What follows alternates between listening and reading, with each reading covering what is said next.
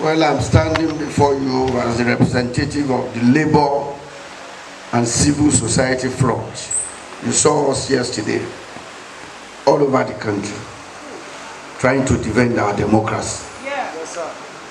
That was essentially what we did, to tell the government that power belongs to the people. Yeah.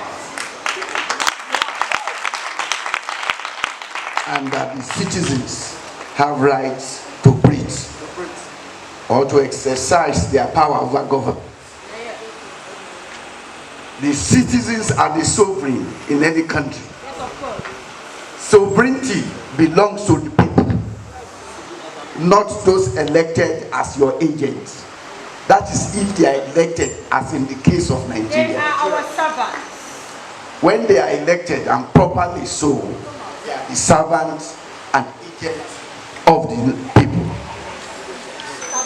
But there is still contention about whether people have been properly elected in Nigeria, because our elections have been fraught with malpractices and irregularities. To that extent, there is still contention and debate whether those who occupy either National Assembly or the Aso Villa are properly elected. And that is fundamental for democracy, because election itself by itself is critical to the survival of democracy. And therefore, it is important for us as Nigerians to see to electoral credibility in our country. It is very important. For the Bible says, if the foundation be destroyed, what can the righteous do? The foundation of every democracy is the election or the electoral process. And if it is fraught with irregularity, it becomes an inherent problem for democracy. And that is why we are here today, to see to have further defend, or in the case of COPDEM, protect Nigerian democracy from threats and manipulations. And that is the point we are making here. And that is why this is a very sound initiative for citizens to rise in defense of democracy. Otherwise, they will go to extinction. They will go to an annihilation when they lose their voices. It is so we are creating a platform as labor and civil society front and as COPDEM here for people's voice to be heard, to take back their power, to be in perpetual control of their sovereignty and their power. And we cannot keep quiet in the face of oppression and tyranny. It means the man dies in us. That's what Olawale Okunniyi. So great Nigerian people, mine is to challenge you and to arouse your passion for your right to life. You must live. They must allow you to live. If you give power to certain people to run your life through your constitution, does not mean that you must die. What we have done in essence in election is to say, look, we all cannot have time to be running our collective affair.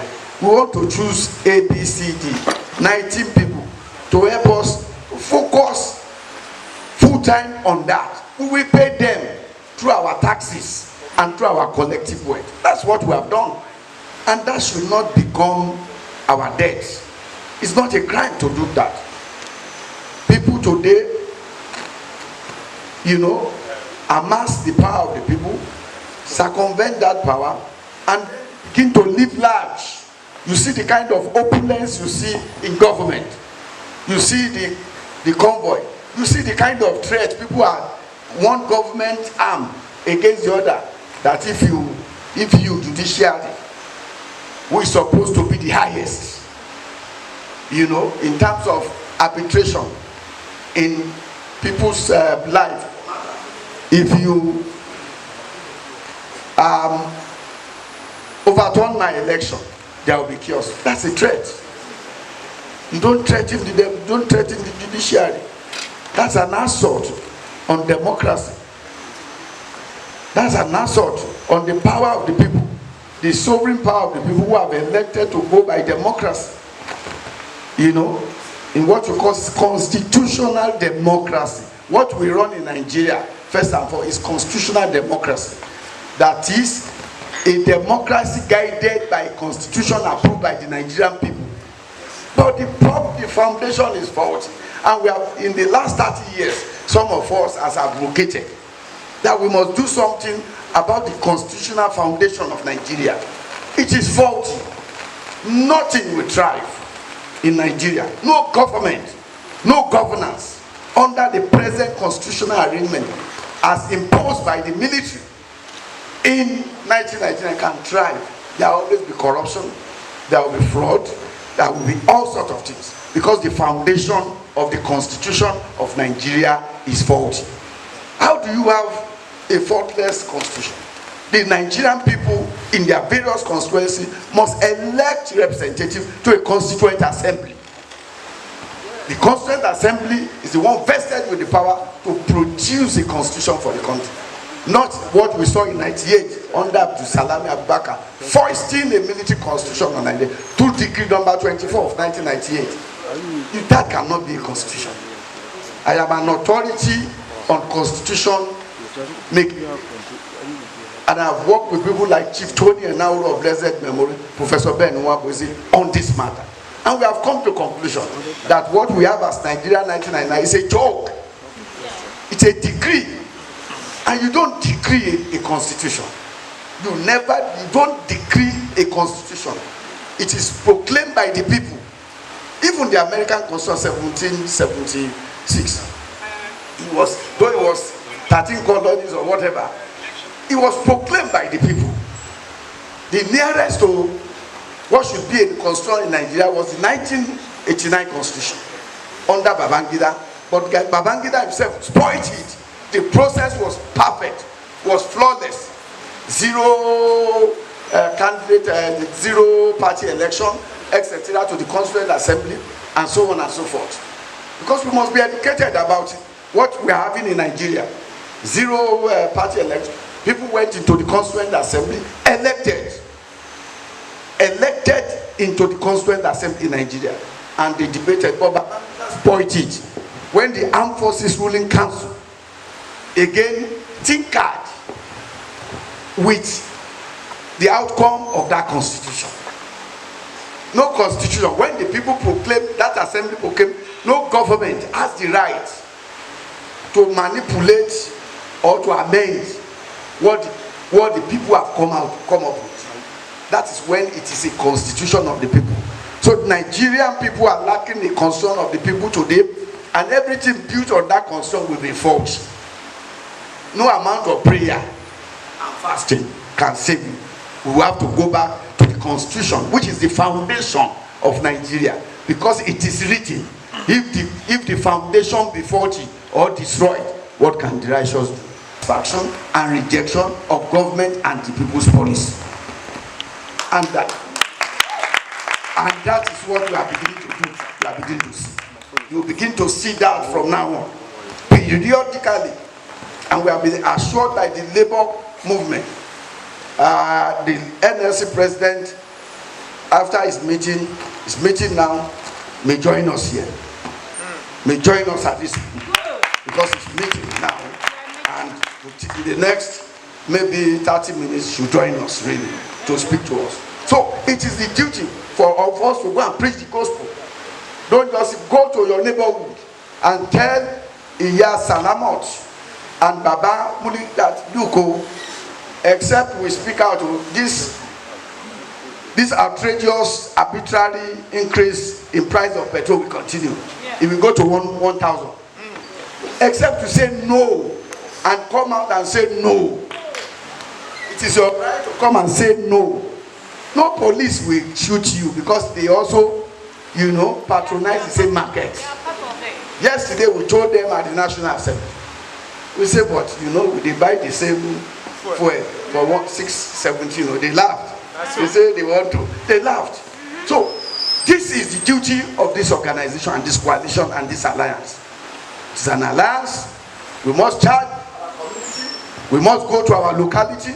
We must do what is right so that we can ensure our welfare. We are not doing this for any other purpose, for ourselves. If you know you don't want to be hungry, you must be ready to stand. You must be ready to rise if you don't want to be hungry. Otherwise, we are being pushed to penury by those who wallow in our own wealth. They use about 200 cars as convoy. They don't feel it. They don't feel the pain. How could anybody come and tell us that I feel your pain? When he has 200, he's not paying for anything. Everything is paid by state resources. And say, I feel your pain. He's mocking us. He's mocking us. Yes, he's mocking us. I feel, which pain? I wonder. Me, I bought, I used for the 2 days. I looked up, I said, now so this thing go to go. The fuel that I buy at 15,000 full tank, now about 60,000, and I use it for 1 day or 2 days. How do I sustain that? It means I must join those who want to say no to oppression, no to tyranny. I must be there. I must be there, and that is what we stand for. I expect mobile organizers henceforth must do outreach, must mobilize effectively. We must do outreach and mobilize effectively. You don't need to pay people to attend a program like this because it is in their interest. Except those who want to die. Because people are dying instrumentally these days. You just see somebody, you say this one don't die. A guy yesterday we're driving, he was thinking and entering into the road. We almost knocked him down. So many hypertension everywhere. People cannot eat. People go to church, they can't listen to sermon. They are thinking, how do I feed my family? These are the issues. People must rise. People must rise so that Nigeria can rise up again. People must ask questions. People must on social media write, but come out to demonstrate. It is constitutional right. Any police court dealing with protesters has violated the Constitution of Nigeria, an African Charter of Human Rights. It's a violation and can be sued. The police institution can be taken to court for violating your right. It is your right, it's your right, and it is constitutionally enshrined. So don't let anybody intimidate you. Well, the struggle started yesterday, it will continue. Take it from me, I'm speaking for the labor and civil society coalition. Until government revert back to status quo ante, or deal with what you call compressed natural gas. And again, the judiciary does what is right. Because Nigerians are looking at the judiciary to see that if they will leave, be above board. And Nigerians are praying. They are praying for them. They are watching. They are vigilant. We don't want this country to go into chaos for a military intervention. We don't want this country. Tell them that we don't want Nigeria to go into chaos, sudden chaos, over the matter at the tribunal or at the court. Therefore, the judiciary must save the country. They must do what is right now and make sure that the people are happy with them. All eyes are on the judiciary, and all eyes are also on the government on these policies that are being shown out as if it is vengeful against the people. I don't know whether it's a vengeance. I wonder. Suddenly you throw up more than 200% increase in fuel price, and you say you feel the pain, and you are not buying a pint of petrol or a liter. You don't pay. Everything you do is paid for by state resources, and then you say you feel you can never feel my pain. So protest is ongoing, and it will be ongoing. until the right thing is done. You have your community to gather 10 people, carry your placards, call media there, they will take it. Call 20 people in your corner, they will take it. In your state, you are free. That is the directive we have given to the labor and civil society front. Sporadically, as they deem fit, they rise. It doesn't have to be uniform like yesterday. They rise to express their demand, their request of government. That is when citizens are demonstrating the power, that the power of governance and government belongs to them. Nobody is in government by itself. It relies on the vote of the people to be in government. Therefore, you must do what the people want. If you are not doing what the people want, it logically means that you have not been elected by the people. That is the sound logic. The sound, if you are not doing, if you are in government and not doing the wish and aspiration and yearnings of the people, it then means clearly you have not voted for. Then you are by yourself, wangle yourself into power, and then you want to say, well, they do not matter. In any case, I bought my way to it. I bought my way. And that is what we are saying. Pretender politics. It must change. Big man rule. We have a concept of big man. Anybody in Nigeria who becomes a councillor becomes an automatic rich person. Just councillor. Begin to build us, buy houses in Abuja. Can you imagine? Just councillor. Somebody who was a organizer, we made you councillor, and you turn to a big man, rich immediately. What kind of government or governance structure is that? We must change that. That is why some of our leaders, Chief Enaoro of blessed memory, Professor Wabweze, Professor Wole, have said the parliamentary system through the Pronaco Constitution is the best for Nigeria. Parliamentary system of government. You come to represent your people, you go back. You don't come and sit in National Assembly and then be taking allowance 70 billion jeep for jeep and wardrobe allowance, and then the people cannot even feed. Those seated there do not know where to eat again. That is a threat to democracy. We must do something about it. We must do something. We must do something. Because this thing in West Africa is beginning to slide into military intervention. And we don't want it. If the people are pushed to the wall, we don't know what will happen. And we don't want to slide back. We fought for this democracy. We fought for it. We use our blood and life to fight for it. People joining us as campaign for democracy as Nandeko. We fought. We fought against the military. They shot at us. We carried those who were shot because of democracy, to restore democracy. I was commander leading most of the field in southwest of that struggle against Abacha. First against Babangida, against Abacha. We fought with everything. We recruited so many people to it who are still standing. So we cannot watch and see it slide into anarchy or military rule again. And it's getting there. It's getting there. It is getting there. And I am warning, because all the signs are here. Government no longer listen to the people. They listen to themselves. The moment they get there, they want to grab. They don't even believe in the country. Grab and settle their family and the rest. You have all kinds of titles. They appoint all kinds of people. First lady, first daughter, first anything. All in to gather the resources and take the resources of the people. Therefore, it is time for the people to rise. We are here. You must rise. You must defend democracy. You must be vigilant. You must be ready to say no. You must be ready to speak to judiciary, to listen to you. The judiciary must see that you are watching.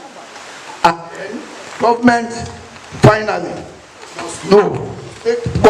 Because if you don't make government realize, it will not. The evil spirit in Aso Villa is humongous. It was Reuben Abati who wrote about that evil spirit. He was there, and he said in the night there are demons that walks with their head inside that villa. All kind of blood. May God forgive us. Therefore, I want to charge you. that we have started yesterday, no going back, no going back, no retreat, no surrender, no going back.